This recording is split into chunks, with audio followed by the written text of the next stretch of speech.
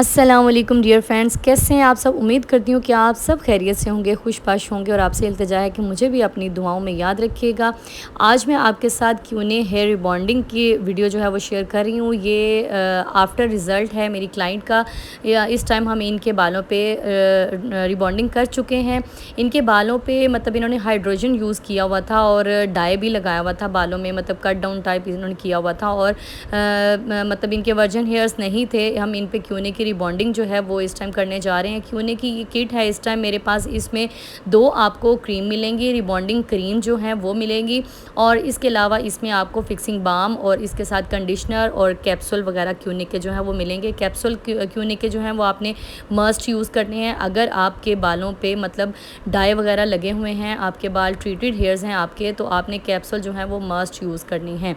ठीक है, कुछ लोग जो हैं वो कैप्सूल जो है वो बालों पे ऐसे ही अप्लाई कर देते हैं, लेकिन मैं जब ट्रीटेड हेयर्स पे काम कर रही होती हूँ तो मैं कैप्सूल और सीरम वगैरह जो है वो इसके अंदर ही, क्रीम जो हम अप्लाई करते हैं सबसे पहले उसके अंदर ही इसको मिला देती हूँ और थोड़ा सा मैं इसमें कंडीशनर या सीरम कोई भी अच्छा सीरम जो हो वो मतलब क्यूने का सीरम ले लें, वो आप थोड़ा सा ऐड कर दें। ठीक है, अब मैंने क्या किया कि मैंने नीचे वाला थोड़ा सा पोर्शन इनका जो है वो लिया। इस टाइम इनके बाल आप देख सकते हैं, इनके बाल काफ़ी ज़्यादा फ्रीज थे, मतलब ड्राइनेस जिस तरह बालों में होती है वो बहुत ज़्यादा ड्राई बाल थे इनके। और दूसरा कि इनके नीचे वाले जो बाल थे वहाँ पे इन्होंने हाइड्रोजन भी यूज़ किया हुआ था। ठीक है, अब हम क्या कर रहे हैं, हम थोड़ा सा हमने सेक्शन लिया है और रूट्स को छोड़ के 2-3 इंच 4 इंच रूट्स को छोड़ के हमने इनके एप्लीकेशन की है, जो कि मतलब इनके बालों पे हम हाथों के साथ ही एप्लीकेशन कर देंगे। उसके लिए कोई भी ब्रश वगैरह की ज़रूरत नहीं है, क्योंकि ये इतनी कोई हार्म नहीं होती। हाँ, बालों के लिए ज़रूरी हार्मफुल होती है, लेकिन आपके हाथों वगैरह पे इसका कोई भी साइड इफ़ेक्ट नहीं होता। लेकिन एहतियातन आप ग्लव्स यूज़ कर लें तो वो बेहतर है, अगर नहीं भी तो आप हाथों के साथ ज़्यादा अच्छी तरह से इसको क्रीम को जो है एप्लीकेशन इसकी कर सकते हैं। ये जस्ट वीडियो बनाने के लिए मैंने थोड़ा सा स्लो जो है स्टार्ट में किया, उसके बाद मैंने मतलब काफ़ी स्पीड से मैंने जो है ना वो क्रीम की एप्लीकेशन की, क्योंकि इसका टाइम होता है, इसको फ़ौरन से इसकी एप्लीकेशन करते हैं। और क्योंकि बालों की देखिए बालों की लेंथ भी है इनकी और वैसे भी बाल हेल्दी भी थे इनके, तो इस वजह से हमें अगर इतना स्लो हम एप्लीकेशन करते तो एप्लीकेशन का टाइम जो है वो 1 घंटा हमें मैक्सिमम लग जाता। इसलिए मैंने क्या किया कि मैं हल्का हल्का सा एप्लीकेशन करती थी और हाथों के साथ उसको क्रीम को अच्छे से मल्सीफाई करके फिर उसके बाद कॉम्ब करके छोड़ती जा रही थी। लास्ट पे हम इसको अच्छी तरीके से कॉम्बिंग कर लेंगे। क्रीम जो है इसको जब आपने एप्लीकेशन करनी है तो साथ साथ आपने बालों को स्ट्रेट रखना है। क्रीम के दौरान क्रीम की एप्लीकेशन जो फर्स्ट स्टेप है हमारा, उसकी एप्लीकेशन के दौरान हम फिर भी थोड़ी सी गुंजाइश छोड़ सकते हैं कि बालों में अगर हल्का फुल्का सा वेव आ भी जाता है तो कोई इतना इशू नहीं है। लेकिन जब फिक्सिंग बाम हमने यूज़ करना है तो फिर हमें बहुत ज़्यादा केयर की ज़रूरत होती है। वैसे तो क्रीम की भी जब एप्लीकेशन करनी है तो उसमें भी आपने इस चीज़ का ध्यान रखना है कि आपने बालों को बिल्कुल स्ट्रेट रखना है। अब इस टाइम ये मेरे क्लाइंट के जो बाल हैं वो आप नीचे से चेक कर सकते हैं कि नीचे से इनके बाल बहुत ज़्यादा रफ भी थे और वैसे भी ट्रीटेड हेयर्स थे। इन्होंने हाइड्रोजन और कुछ ऐसे केमिकल वगैरह यूज़ किए हुए थे। 40 वॉल्यूम के साथ इन्होंने अपने बालों पे जो है वो डाई लगाया हुआ था।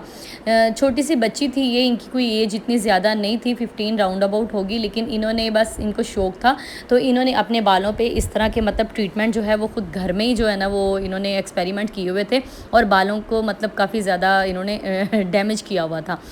ठीक है, तो इन्होंने मुझे बताया नहीं था, लेकिन जब ये आई हैं मेरे पास तो तब मुझे पता चला कि इनके बाल जो हैं, इनके बालों का टेक्सचर मैंने चेक किया तो वो पता चल रहा था कि इनके बालों पे जो है वो मतलब काफ़ी ज़्यादा ट्रीटमेंट जो हुए हैं।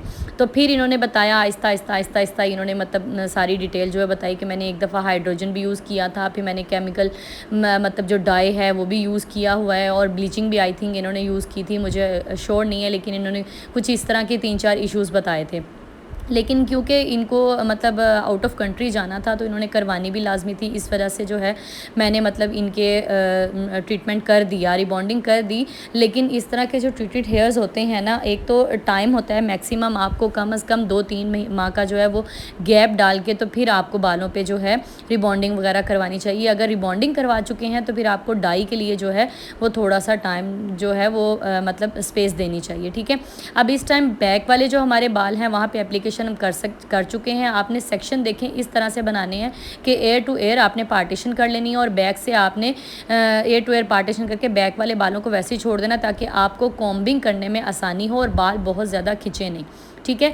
मांग के साथ जब आप साइड से, दोनों साइड से एयर टू एयर कॉम्बिंग करेंगे तो उससे भी आपके बाल बहुत ज़्यादा खिंचेंगे नहीं। अगर सारे बाल पीछे को करेंगे तो बालों में खिंचाव आएगा, बाल टूटेंगे, ठीक है। अच्छा, मैंने ये इनके बालों को चेक किया, इनके बाल जहाँ मुझे लगे कि अब इनके बालों में इलास्टिसिटी आ गई है तो मैंने इनके बालों को चेक किया और उसके बाद मैंने वॉश कर दिया। हर किसी के बालों का अलग अलग टेक्स्चर होता है। अगर आप ट्रीटेड हेयर्स हैं तो उसको ये जो प्रोसेस होता है ना क्रीम का, इसमें आपने बिल्कुल भी लापरवाही नहीं करनी।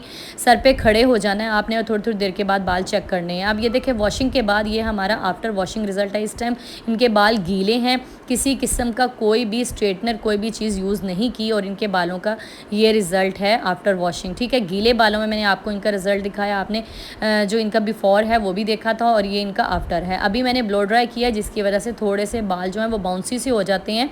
वेव नहीं है इनके बालों में, लेकिन थोड़े बालों में वॉल्यूम आ जाता है, बाल थोड़े से बाउंसी से हो जाते हैं जब हम ब्लो ड्राई करते हैं, ठीक है।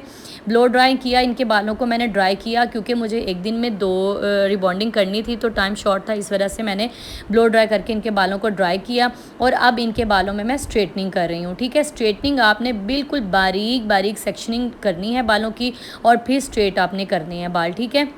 ये मेरी स्टूडेंट थी, मेरी हेल्पर थी साथ जो कि कर रही थी, तो उन्होंने सेक्शन थोड़ा सा बड़ा निकाल दिया था। आपने इससे भी बारीक सेक्शन लेना है और डिपेंड करता है कि आपके बालों का टेक्सचर कैसा है। अगर तो बाल मतलब आपका वैसे फ्रीज़ हो, ड्राई हो, लेकिन आपका बाल अगर सिल्की है तो फिर आप थोड़ा सा ज़्यादा भी सेक्शन ले सकती हैं। लेकिन अगर आपके बाल बहुत ज़्यादा कर्ली हैं, बहुत ज़्यादा फ्रीज़ हैं, ड्राइनेस है बालों में, तो फिर आप बिल्कुल पतला पतला सेक्शन लें, ठीक है। इस टाइम हम अगर नई भी स्ट्रेटनिंग करते तो इनके बालों में मतलब इस टाइम स्ट्रेटनिंग हो चुकी हुई है। आफ्टर वॉशिंग हमारा ये बालों का रिज़ल्ट है, लेकिन फिर भी आपने स्ट्रेटनिंग मस्ट यूज़ करनी है। ये एक स्टेप है हमारी रिबॉन्डिंग का जो कि लाजमी करना होता है, ठीक है। स्ट्रेटनिंग के साथ आपने बालों को स्ट्रेट करते जाना है और एटलीस्ट आपने 4 to 5 टाइम जो है वो स्ट्रेटनर को एक जो आप स्टेप पकड़ें, एक फ्लिक पकड़ें, उसके ऊपर 4 to 5 टाइम आपने स्ट्रेटनिंग करनी है ताकि आपके बाल अच्छी तरह से स्ट्रेट हो जाएं, ठीक है। स्ट्रेट होने के बाद मैंने सिर्फ कुछ सेकंड के लिए बालों को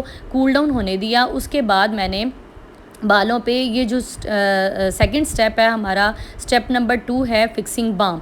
फिक्सिंग बाम मैंने इनके बालों में यूज़ किया और फिक्सिंग बाम यूज़ करके मैंने क्लाइंट को बोला कि अब बिल्कुल भी आपने सर नहीं हिलाना, बालों को इसी तरीके से इसी पोजीशन में आपने बालों को रखना है, क्योंकि फिक्सिंग बाम ने ही हमारे बालों को फिक्स करना होता है। हम जिस तरह अपने बालों को इस टाइम पे सेट कर लेंगे उसी तरीके से हमारे बाल जो हैं उसी पोजीशन में हमारे बाल जो हैं वो सेट हो जाएंगे, ठीक है।